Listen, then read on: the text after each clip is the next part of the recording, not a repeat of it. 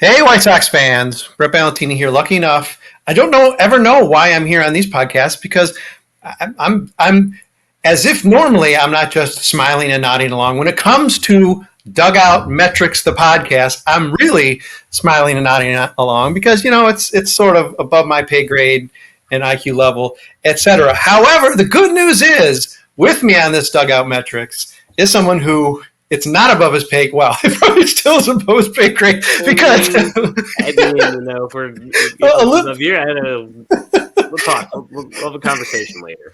A little bit of a secret to all of you out there. The pay grade really isn't an issue here at all. That said, certainly not above his IQ level. It's Malachi Hayes joining me here to talk.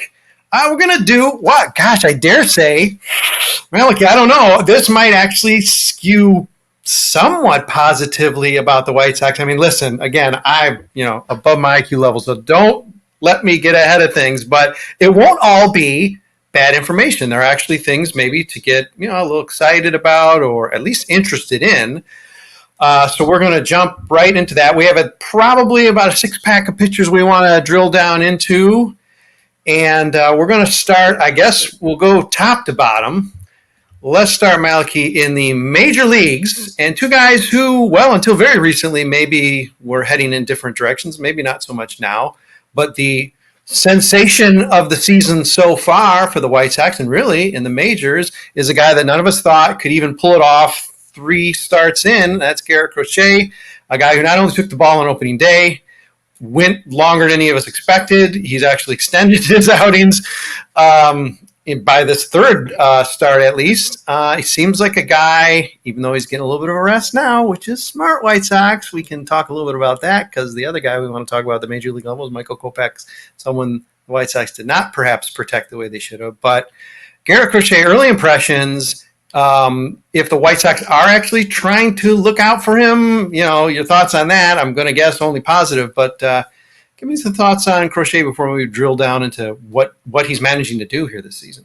Yeah, I mean, I was as flabbergasted as everybody else, I think, when they gave him that opening day nod, even with as barren and depleted as the rotation was at the time of the Dylan Cease trade. In a way, it does kind of make me want to tear my hair out, as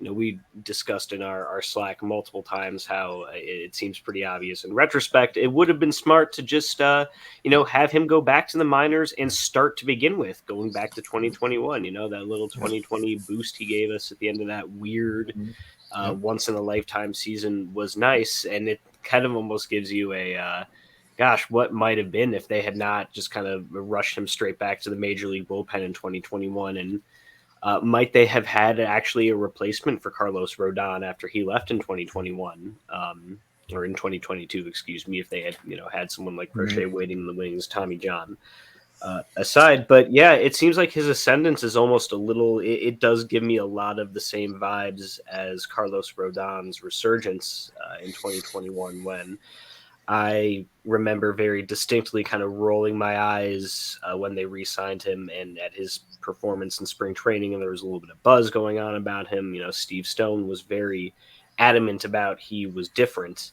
And at that point, it's kind of like, all right, let's see it. It's been 4 years at this point or whatever. It's and then he comes out second or third game of the year and absolutely shoves against the Angels, comes out pumping 98 miles an hour with a wipeout slider, and that's exactly what Garrett Crochet did on opening day. And it's remarkable because it's not just kind of dinking and dunking your way to the numbers that he did. You can't fake.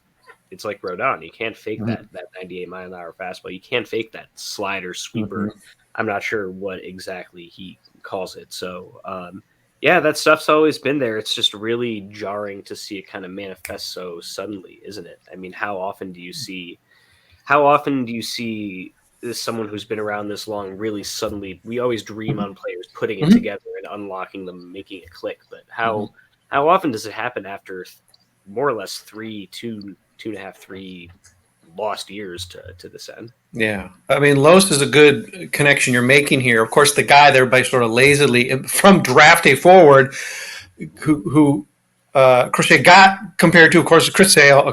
They're left-handers. They're skinny. Okay, I get it. But I mean, Chris Sale and him being adamant about starting had merit. He was a starter. Crochet started like a handful of games in college. He didn't even start in high school.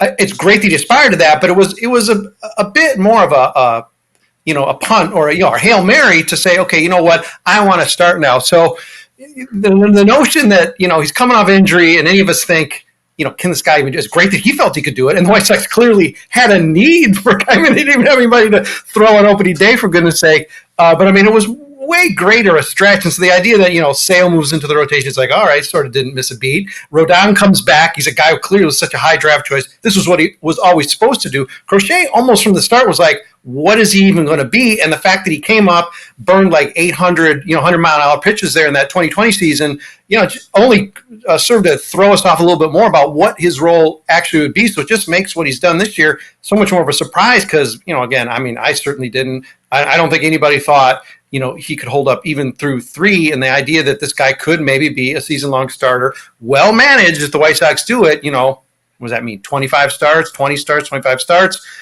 innings load. That's a Christmas gift. Yeah, I think health is such a huge part of this too. He is clearly I don't think we clearly did not fully understand the degree to which he was not 100%, even going back to 2021 when he threw 60, 70 games, 60 innings, however much it was back then. His velocity was down in that 96, 97 mile an hour range back then. Which at the time I was more inclined to kind of attribute to that's just what he is because 2020 was so weird. Yeah. And he came up popping 102 miles an hour constantly because he hadn't pitched all year. It was August and, he had a fresh arm. It was, again, this once in a lifetime type season. So I think part of the reason why this is so out of nowhere bizarre is that you think, okay, he's throwing 96, 97 miles an hour out of the bullpen. You want to try to stretch him out over 4, 5, 6 innings, best case scenario, maybe 7 1 or 2 times. What are you going to have him throw? 93, 94? Has he shown that has the command to get away with a 93 mile an hour fastball? Does he have, he hasn't, that slider until now hadn't been consistent. He had 2 or 3 different variations of it that he had worked on and tinkered with at various points over the past few years.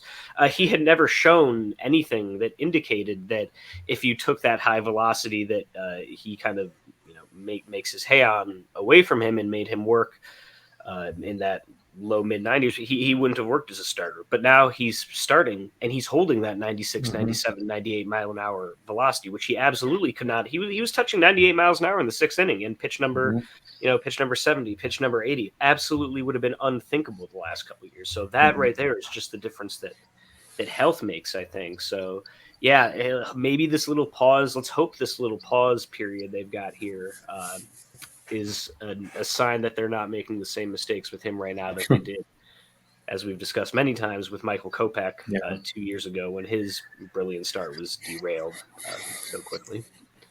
Asking you to speculate here, Malachi, but we know enough about the Rodon situation that clearly, as it is with any player, the primary reason for them to take a step forward is just their own want to, their own figuring it out, their own work ethic, whatever it is. It's not luck.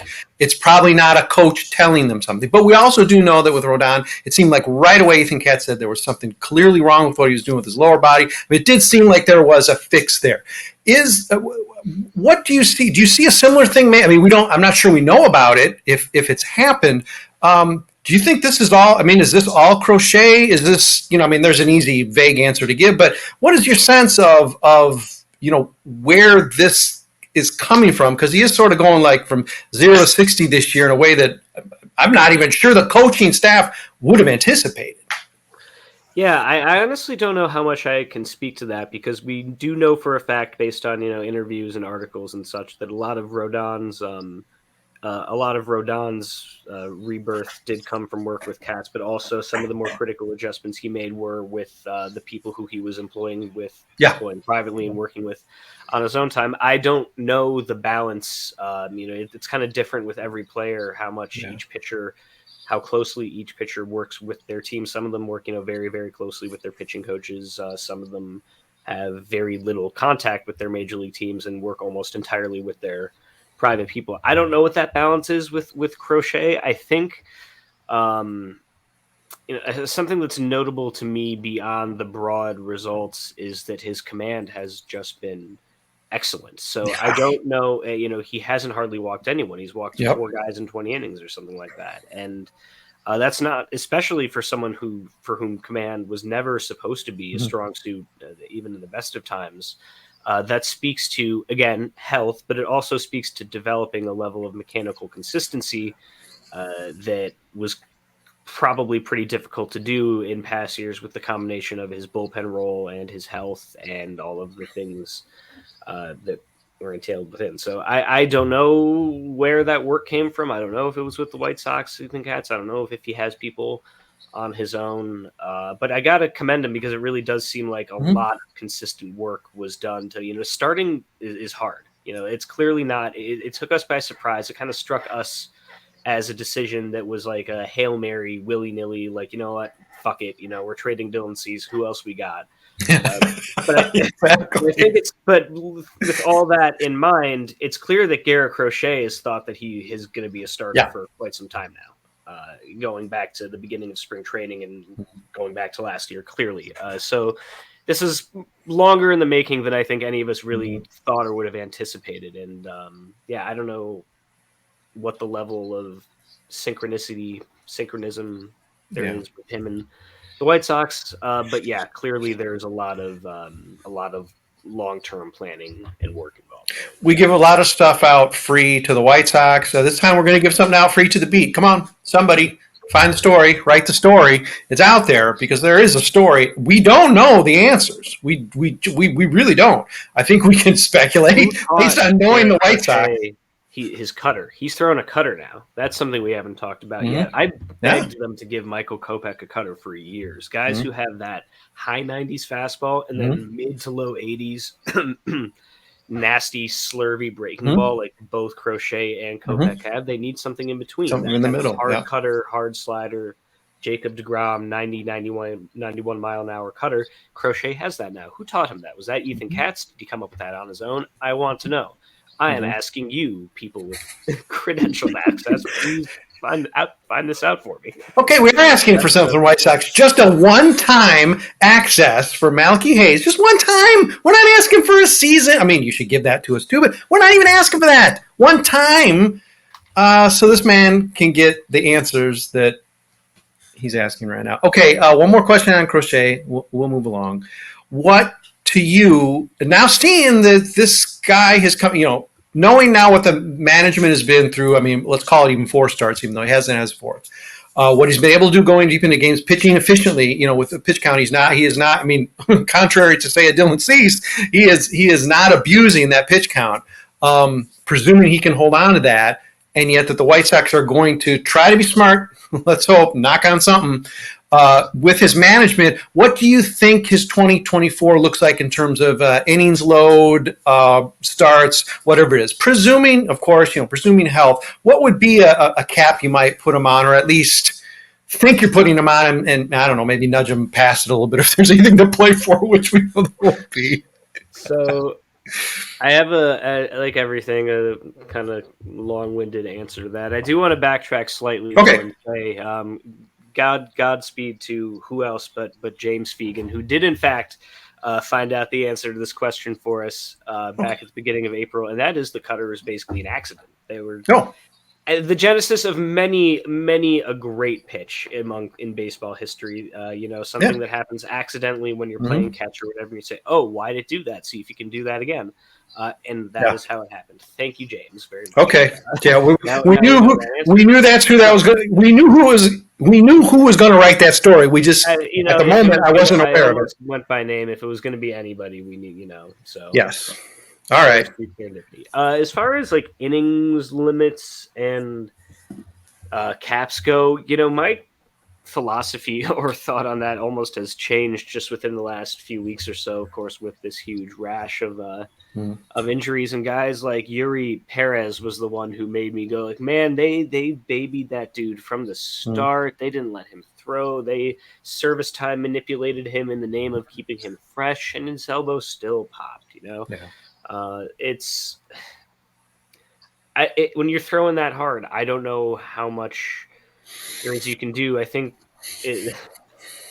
I don't think there's a point in setting a hard limit and saying, okay, we're not going to look at all the good it did for Steven Strasburg, right? His arm still exploded, and they were as strict with him as they were with anybody famously in big league history. With his, they kept him out of the postseason rotation because he had hit his innings limit, and it didn't really wind up doing anything. I think teams have kind of moved beyond that sort of thinking.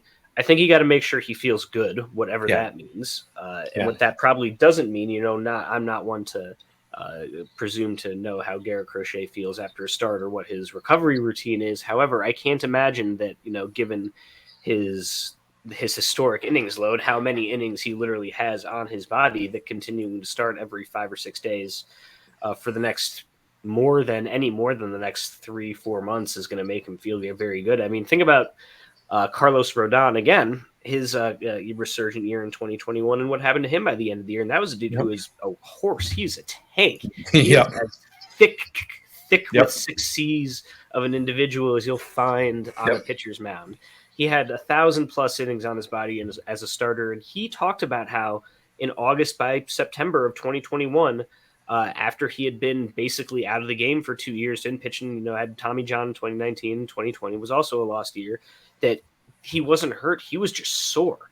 He was just sore as hell, and that's why he was down to throwing 90, 91 miles an hour by the end of that season. So, the same thing is probably going to happen to Garrett Crochet if they run him out there. The same thing happened to Michael Kopech. I don't know what that level of detail was like we do with Rodon, but I think we know what's going to happen if they keep, trying to treat him like any other starting pitcher. So I don't know if there's a number you can put on it, but I think you really got to take every opportunity that they can to give him not just 5, but 6, 7, sometimes even just a week and a half off here or there, and whatever that brings him to. And if he doesn't feel good, then shut it down. But you got to figure out whatever that road is, because that's what you can't have him be in that place where he's down to 90 miles an hour and getting shelled because he's sore. I'll be Malachi's anger translator here and say, if Garrett Crochet says, you know what, coach, my knee hurts as I'm warming up before the game, maybe say, oh, shoot, you know what, we don't like that this is going to happen, but, we really are going to have to go bullpen game. You need to ice that thing, and we need to talk a little bit more about this. So, hopefully they can be smart enough to not make some of the mistakes that they made with the next fellow we're going to talk about. Did we not just see the sequence of events of like a report on Yohan Moncada having a hip issue, and then literally 6 hours later him, detaching his adductor or whatever? I mean, has anything changed? Of course not. Come on, man. Yeah, well, we can hope, because at some point, just by accident, maybe they'll do the right thing. So hopefully, in the case of Garrett Crochet, if something like that comes up, just by accident, they'll mistakenly do the right thing, which they did not really do, maybe from the start with Michael Kopech, a pitcher who hasn't always done himself, favors. He's always had, these varying composer issues certainly coming up through the minors. A terrible injury as he was just getting his feet under him. Of course, I believe he's pitching through 5 or 6 starts in a row in the rain, just crazy stuff. But I mean, it's also, as speaking to you, your attitude about babying guys is what, you got to play the game too. So you can't just have a 50-year-old beer leaguer, just at the ready to come out and take all the ugly starts and difficult assignments. So Michael Kopech, however, is a guy that the White Sox have pretty clearly fumbled, mishandled. Who knows? I mean, maybe hasn't always been even 100% forthcoming about how he's been feeling. Clearly, the example we just cited where he's hurting, warming up for a game, and the White Sox say, hey, what could happen? Let's just roll him out there. This is a major league team we're talking about, Malachi. Good Lord. But okay, listen, the guy's, he's had some rough go of it. He's in a new role. Tell me a little about what you're thinking about him in a role out of the pen. Will that role change anytime soon or ever? Give me your thoughts about Michael Kopech Mach, 8, whatever it is now here in 2024, already having shifted his role in mid-April. What's going on with him? So I'll add one more stat to your thing about him as a failed starter before I answer that question, which will be a little more optimistic, actually. Okay. And that's in 2022 when he got off to that kind of electric start. 13 of Kopech's 17 first half starts were on either 4 or 5 days rest. So far, all three of so that's basically a normal schedule. You're not skipping a start in the rotation. All three of Crochet starts, not counting opening day or first start of the year on a zillion days rest or whatever, have been on 4 or 5 days rest. So the next one won't be, but just something to monitor. We'll see if those get spaced out a little more. As far as Kopech's current role, yeah, I'm there. This one's pretty simple, actually. Like, this is the role that he was built for. It seems pretty clear. That kind of high energy, high leverage, get the adrenaline flowing. I was really curious to see today if had he not, had somebody, whoever it was, who called. I don't know who called a knee-high fastball to Salvador Perez on the first pitch as the go-ahead run to this afternoon. But had he not done that, I think Pedro was going to let him go for a 2-inning save again, intentionally, which was quite interesting to me. And I'm very, very fascinated because the conversion of the bullpen was late in the spring. He was stretched out as a starter. So the idea of Kopech as this high leverage legit multi-inning fireman, the true apotheosis of 2016 postseason Andrew Miller, coming in whatever inning, throwing, setting down 9 hitters, and whether it's in the 6th inning or at the end of the game, I think we could see something like that. But I'm really actually fascinated by this idea of having him be a legit 2-inning closer, because look, who else is in that bullpen? First of all, that's gonna lock it down. Have bring him out for the 9th, sure, but take advantage of the fact that he has been stretched out as a starter, and he. As we saw this afternoon, I'm not sure when exactly we'll be airing this, but this is this afternoon, referring to his blown save in the 8th inning against Kansas City, in which he gave up a 2-run homer to Salvador Perez to give up the lead. He blew another save recently, didn't he? Yeah, he hasn't been. Yeah,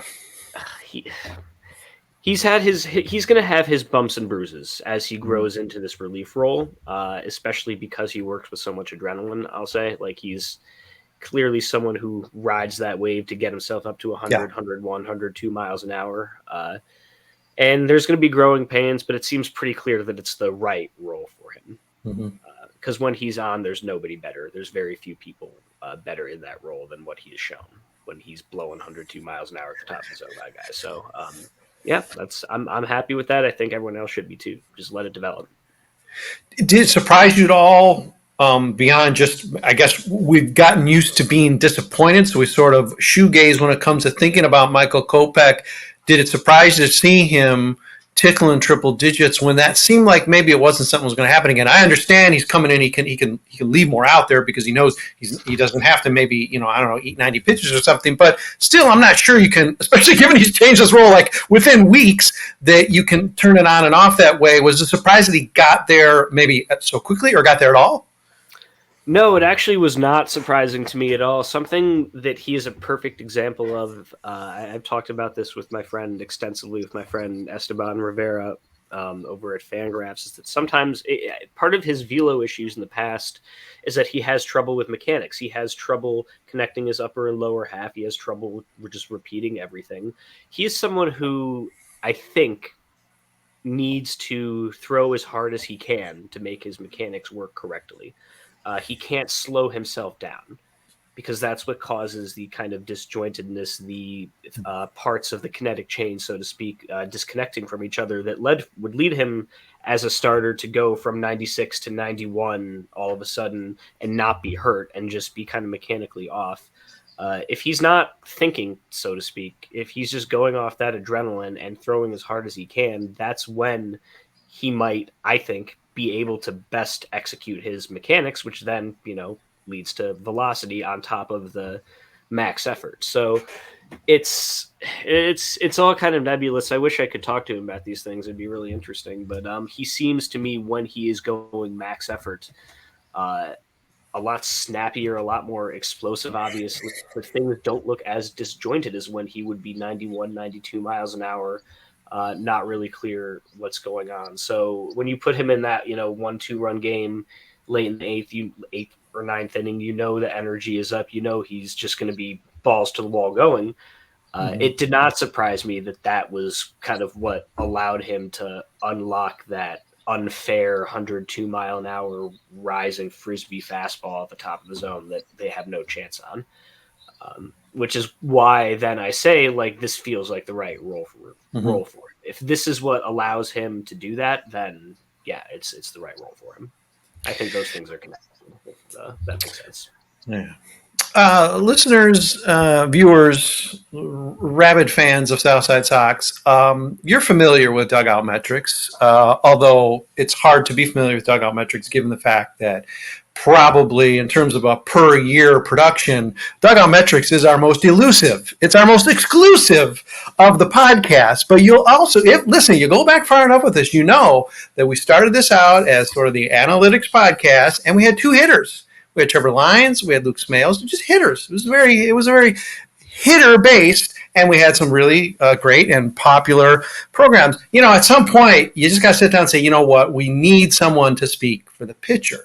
And, it wasn't easy to get him, but, we made the right offer. Again, that pay grade. We made the right offer to Malachi and said, hey, listen, you got the pitching chops. Come on over and let's talk some metric stuffs with us here. So listen, in case you're thinking, okay, man, he's talking about mechanics, keeping his speed. Listen, we don't have documented evidence that Malachi Hayes hit triple digits as a college pitcher, but we also don't necessarily need it to just say that as the years go by, we can look back and say, oh, well, certainly he must have. So in other words, what I'm trying to say is this guy knows what he's talking about. So, that's why this is Dugout Metrics. We're talking about guys who have been in the dugouts. You get it. There's the title. Talking their analytics and that bent, and that's what Malachi's doing for us. So, and he's disputing nothing I have to say. So, as far as we know, probably any evidence of me hitting triple digits is AI created. So, okay.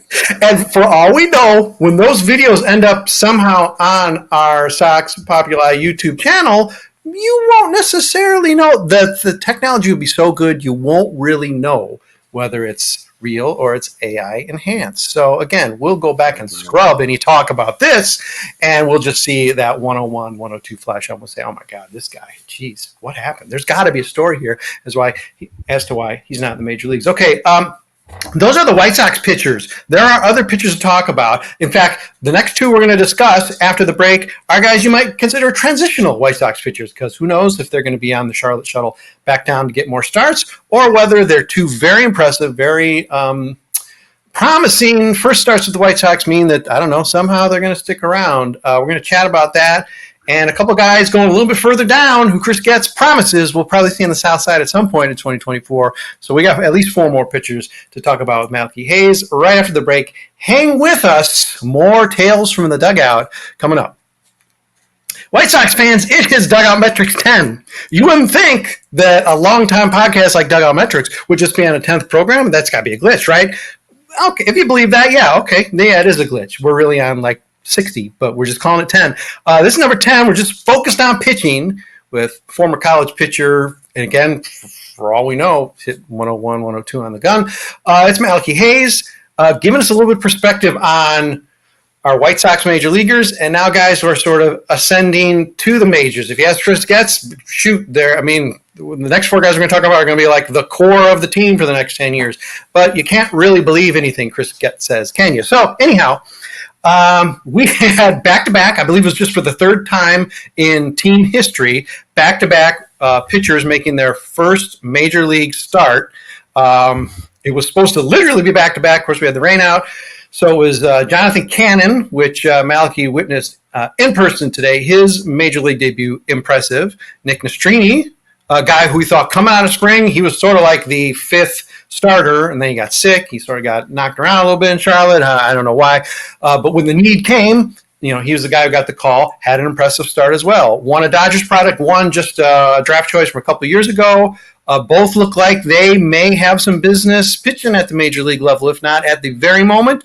real soon. Thoughts on both of those guys, Malachi? Because, hey, I dare say, an optimistic tone we might be taking. Yeah, I think it makes the signing of Mike Clevenger even more egregious, even more somehow, if it could possibly be more egregious. Yeah.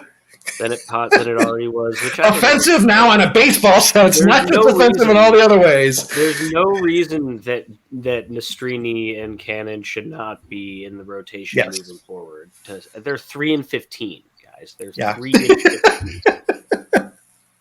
Let's see what they got, because they're both interesting enough to get a shot, and like to give. It's just. I hope Chris Flexen is really great in the clubhouse, because I'm not clear why. He should be getting starting opportunities over these guys in the big leagues, when one of the major failures of the previous rebuild, as we know, is the fact that they did not stumble across any of those diamonds in the rough or mid-level prospects that turned into stars solely because they got an opportunity to play. So, Nick Nastrini, he's a finished package at this point. I don't see what he has left to do in the minor leagues. The question is going to be about whether he can put the ball, whether he can put the ball where he wants to put it, because the stuff is a fairly high-end major league starter package. The velocity is not there really, which is why he's not a premium prospect, so to speak. He's living 93, 94 miles an hour, but he, mechanically, he almost gives me a little shades of young mid-career Zach Greinke. In some ways, he has an interesting delivery. It's not super interesting visually, I should say, but he gets out to the side a little bit, but he does a really good job of staying underneath the ball. Gets real true backspin on it, which means his fastball has a lot of zip and a lot of rise, even though it's not that hard. It'll only be 93, 94 miles an hour. He top out 95, 96 maybe. But if you put it in the right place at the top third of the zone, hitters are going to swing under it every single time, because it's just got so much prototypical rise to it. And again, the changeup, slider, curveball are more or less finished products. The slider looks nice. He had some trouble commanding it in the zone. It didn't really hang any of them, but also, that's it's going to be a solid pitch. But again, command is the question. I really did enjoy how after the first inning or two, I just actually watched before this podcast his entire outing pretty much, because I had only gotten a chance to see bits and pieces of it. And what really stuck out to me about Nastrini was how he got comfortable throwing the changeup. The second time through the order, and once he got through one or two innings in which he was mostly fastball slider, he got pretty adept at actually putting that changeup in the zone and then dropping it below and out of the zone when he needed to chase against a lefty. So that's a really good sign as far as being able to get both hitters of both hands out and work through a lineup. 2 or 3 times. He had control issues coming up in the minors. He had control issues in college. He would have been drafted a lot higher than he was if you hadn't gotten the literal yips at UCLA. So that's the main question there. The stuff is there, and I don't see any purpose in letting him waste bullets against AAA pitchers. Let's spend the rest of this year figuring out if he can be consistent in putting that fastball at the top of the zone so he can get hitters to swing under it instead of leaving it out over their plate, where at 94 miles an hour, it's probably going to get hit. Can he put the slider in good spots in the zone enough to avoid falling behind in the count and letting hitters sit on, a hanging off speed pitch or a fastball that's not where it's supposed to be? Those are the questions that need answering with him at this point.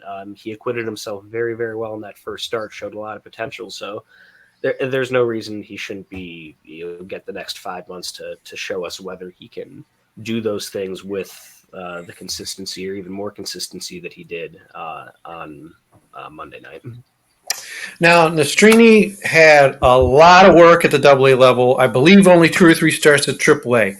Jonathan Cannon also just 2 or 3 starts at AAA, but not nearly the body of work. I mean, he's only been a professional for a couple of years at AA. So this is a guy who's rawer in terms of just his overall professional resume. Any difference in how you see him playing out? Nastrini, in your book, should be, whatever. He's the number 2, number 3 starter. He's in the rotation now. He's not going back.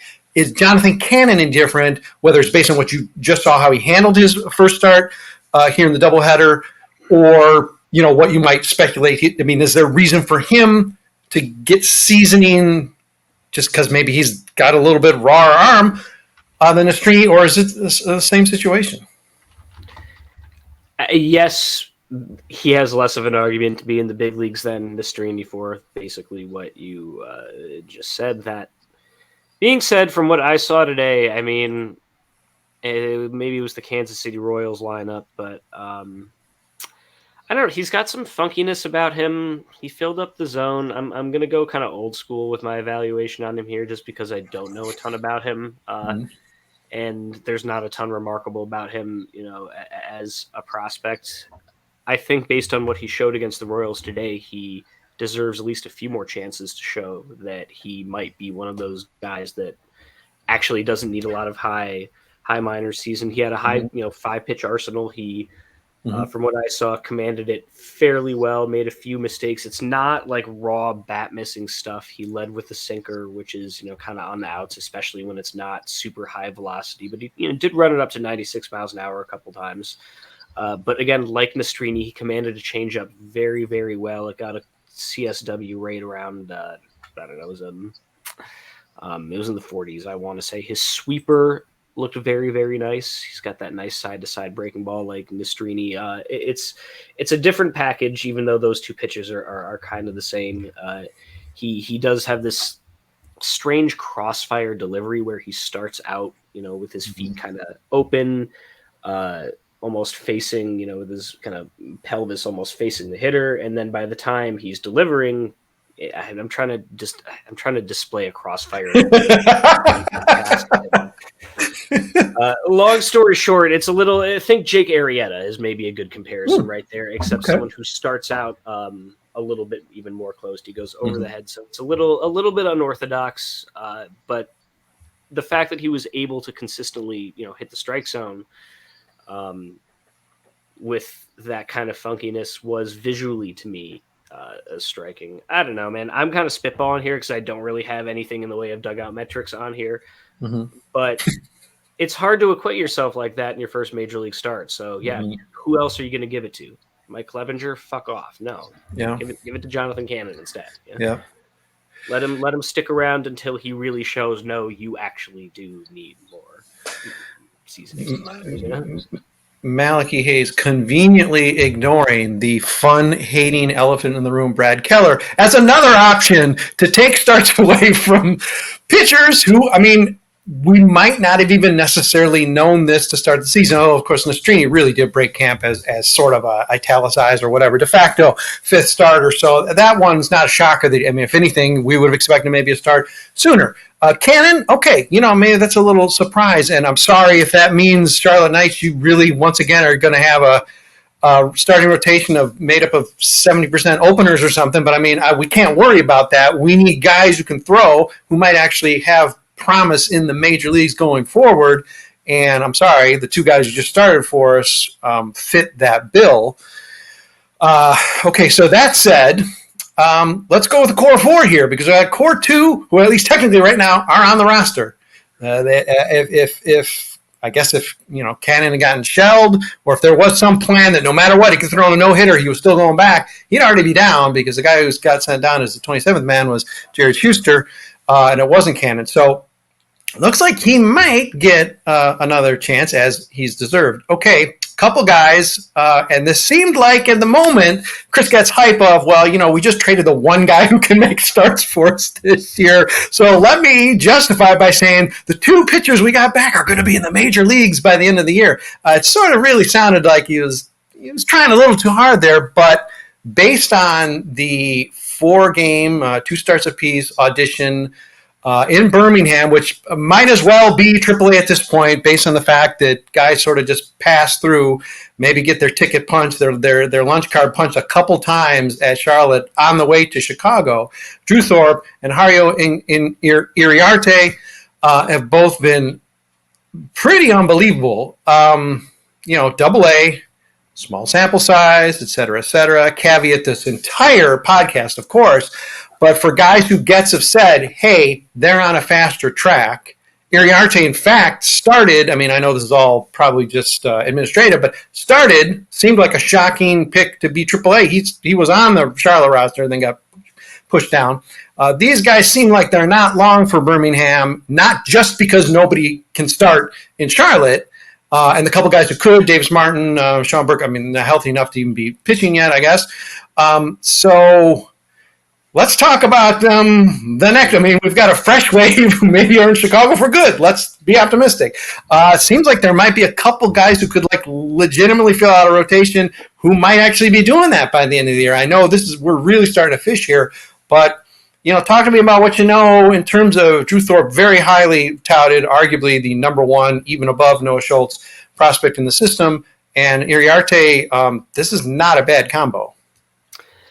Yeah, so I don't want to speak too much on whether I think they should be moving up quickly because, I haven't watched video of them yet. And while, the numbers are great, the numbers say, like you said, they are not long for Birmingham.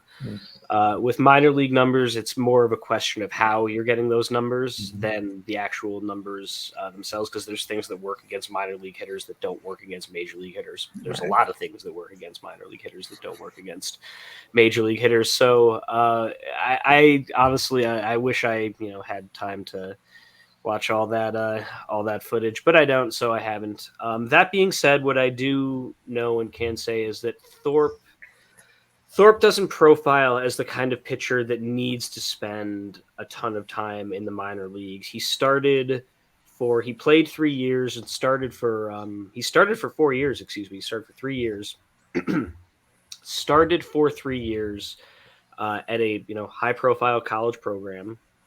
Made a lot of starts. He made his first full professional season was 2023, had pretty much a full season. He's not somebody who makes his hay on high velocity. He, like Nastrini, is a guy whose fastball will sit in the, even lower than Nastrini and really the low 90s, 90, 91, 92, 93, but has that kind of perfect backspin approach angle and, combination with release point that makes it impossible for hitters to pick it up and makes it get on them really, really quickly. So when you talk about pitchers needing seasoning in the minors and why it takes them a long time to get to the majors, it might mean because they're drafted out of high school and need 3 or 4 years to build up to a major league workload. It might mean that they throw 100 miles an hour, but they're going to need 3 years to refine everything else because you can get away with that against college hitters, but it doesn't work in the pros. Thorpe, like I said, has all of this experience under his belt. He can throw 150, 160 innings this year. There's no question about that.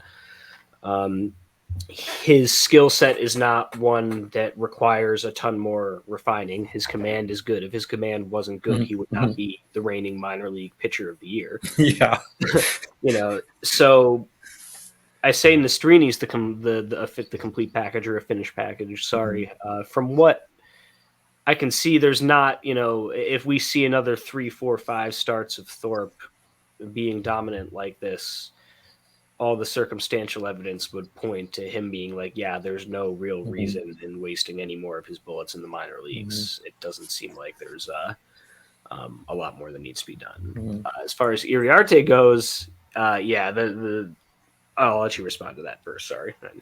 Oh, no. I mean, one of the other things I was just going to throw out there, we hear about a lot. I don't know if it's overhyped, but a guy who you yourself, I'm sure, were trying to develop as wide an arsenal as you can. When you can't develop that, then you're often a bullpen guy. And that's not necessarily a bad thing if you can throw hard enough or if that second pitch is good enough to keep guys, off balance for shorter outings, it works. So another important aspect, which I think you pretty much did also just say, is when you've got that type of arsenal, you're not coming to the pros having to develop, say, that third pitch. That always seems to be the elusive thing, determining whether guys, can take on, a bigger load of innings versus not. And some guys just can't get past the fact that, They've always known to rely on a big arm, say, or maybe an incredible breaking pitch, but just can't develop maybe that third to be a guy to move up into a rotation. It does seem like Drew Thorpe, as much or maybe even more so than Nastrini, going all the way back, has that readiness. And so in your mind there is somewhat of a parallel track, even though one being a younger pitcher and less professional wear in innings. But he sort of follows in Nastrini footsteps in terms of really on paper, and he's sort of putting it in action now as a guy who seems like he might be right around the corner to being ready. Yeah. I mean, again, minor league pitcher of the year. Yep. Those guys tend to not be in the minor leagues for all that long. Mm-hmm. There's not a lot blocking him, and maybe he'll get shelled. I don't know.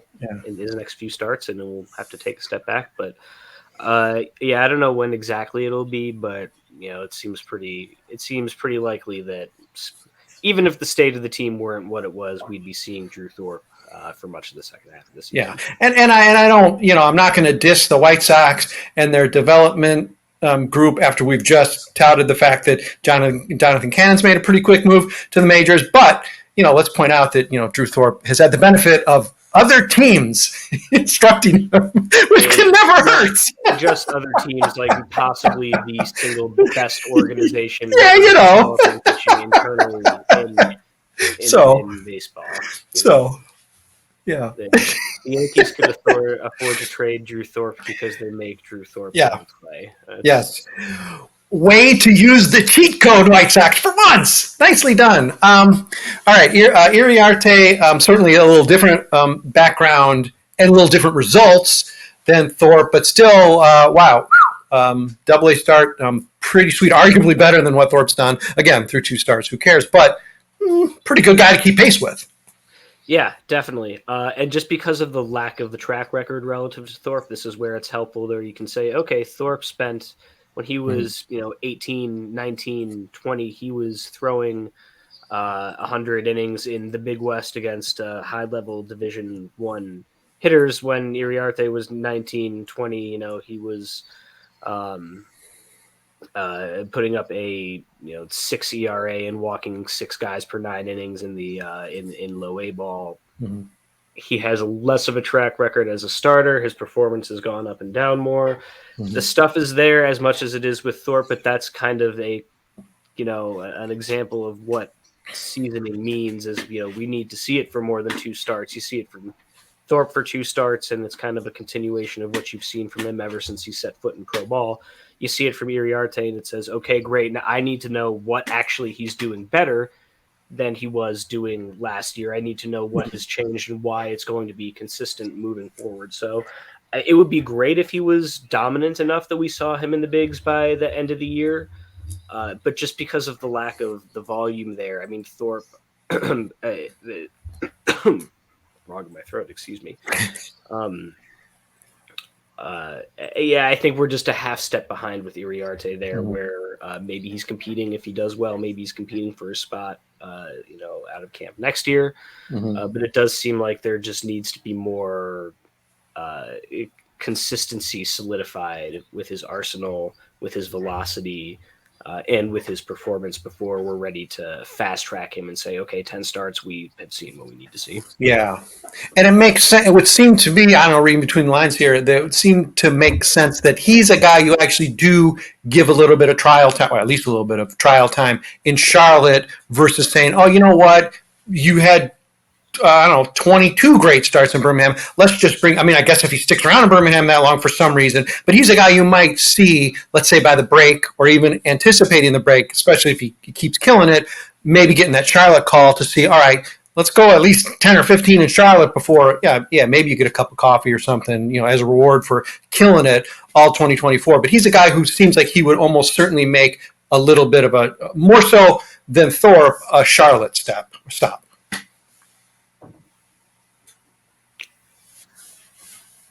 I'm sorry, I think you cut out for the last 10 seconds. Oh, sorry. Well, that's fine. Because, that was the smartest point I made the whole podcast, so I will not even be able to repeat it. But it seems to me that Iriarte, given what you just outlined, is a player who would stand a much bigger chance of having an actual stint in Charlotte and having there be purpose to that, versus Thorpe, who, as you've outlined, is a guy who, what else you going to do, and maybe getting knocked around for a start in the crazy bandbox weird air of Charlotte and going to do him any good. Iriarte, you might say, okay, you know what, we're moving you up. We may see you by the end of the year, but I think we need to at least have a little, a pack of 10 starts or so, with the Knights before we make that final jump. Yeah, I think the name of the game of development at the end of the day is facing challenges and finding ways to adjust and overcome them. You could say probably pretty reasonably that there aren't too many particular challenges that Charlotte and the International League are going to give Thorpe that he's not going to encounter, that he hasn't already encountered, and that he won't be able to, better develop against at the big league level.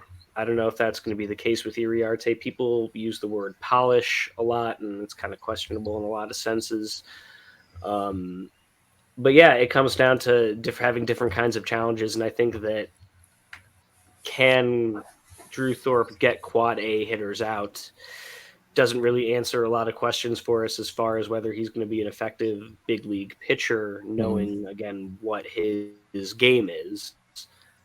That might be a more pertinent, a more informative environment for somebody like Iriarte, or even someone like Jonathan Cannon, frankly. But you got to go pitcher by pitcher, and hopefully, I hope Brian Bannister has a better idea of all of his individual pitchers than I do, because I don't know, the plan isn't totally materializing to me yet. No. Throwing stuff up the wall. That's sort of the theme of the White Sox been, for probably our lifetimes. Okay, we got to touch on one more guy before we bump up against our hour limit. But here's the bad news. We've got Crochet.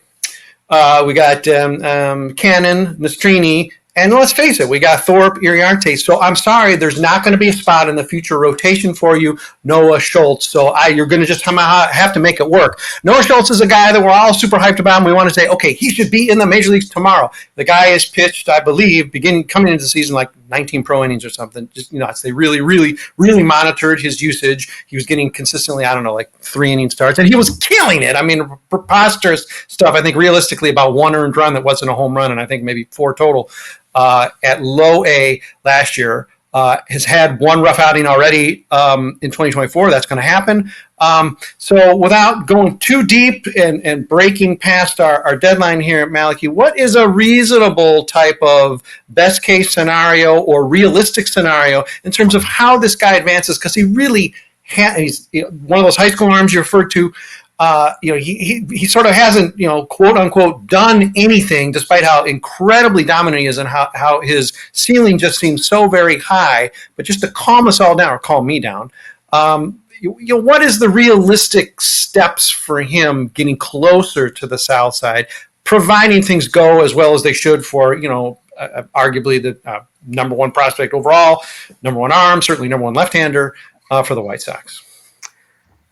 I think there's an absolute best case scenario where there's no hiccups with anything, where we see him by the end of 2025. Okay. That's not a very realistic scenario. That entails him getting up to something like, 80, 90 innings this year, right. Which also then, puts him up. He's already at high A, so that probably puts him at double A by the end of the year, which then gets him ideally to, 120, 130, 140 innings the following season, 2025, which, if they then go well, the last few of which could very conceivably come in Chicago if they have been as effective as they have been in the low minors. But, things rarely go according to plan with unprecedented 6'9" high school lefties.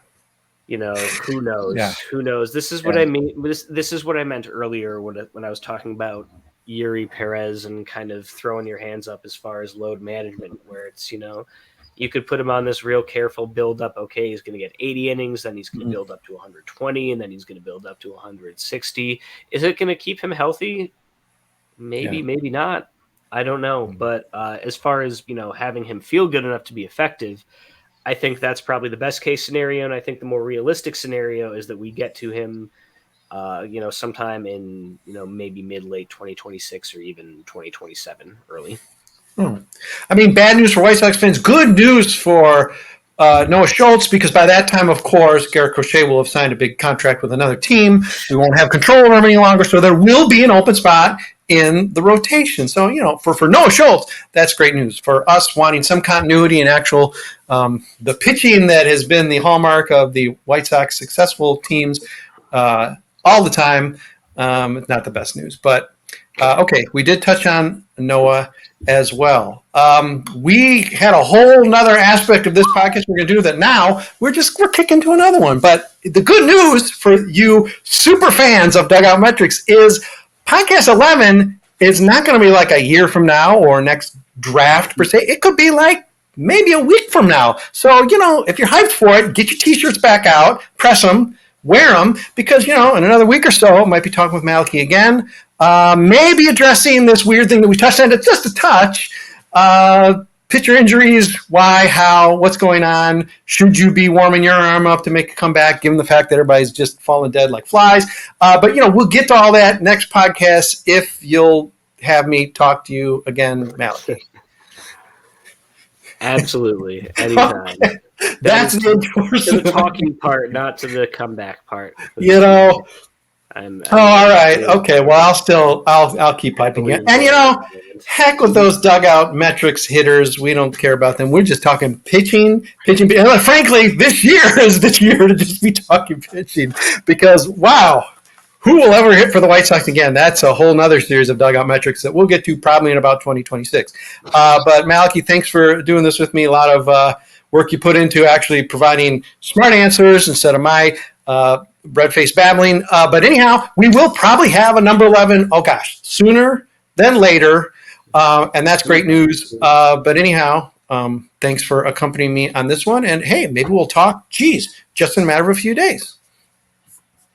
Talk to you soon. All right. Thanks, everybody, for listening, reading, watching, all that stuff, and knowing when to pay attention to the smart guys on the podcast. So send your fan mail to Malachi Hayes. He'll be back. You don't have to get him back, but he'll definitely be back. You send that fan mail. Take it easy for another week or so, and we'll Dugout Metrics again sometime soon.